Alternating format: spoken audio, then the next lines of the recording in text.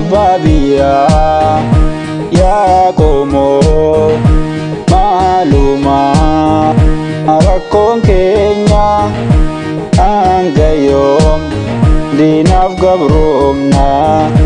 waan xiqqoom maaliif sobaamna haa falmannu yoos bilisoomna.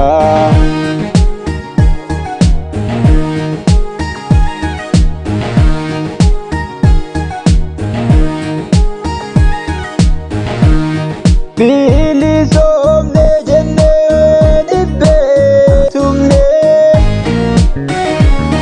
bilisummaa dhugaa waan tokko argine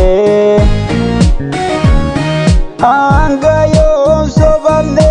diina jala jeena Oromiyaatti yaa yoom bilisoomfanna Oromiyaatti yaa yoom bilisoomfanna Oromoo Oromoo abbaa biyyaa yaa qomoo Oromoo Oromoo abbaa biyyaa yaa qomoo maalumaa rakkoon keenya hanga yoom diinaaf gabroomna waan xiqqoom maaliif sobaamna haa falmannu yoos bilisoomna.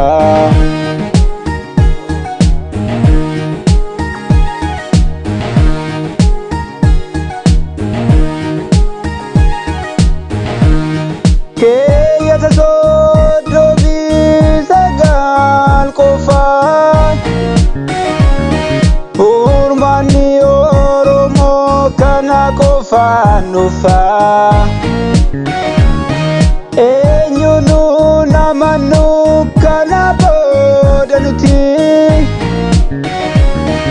irree tokko taanee haaseennu qabsotti Opidiyoon bara duruu abbaa garaa Cancalli naftanyaa afaan jaraa jira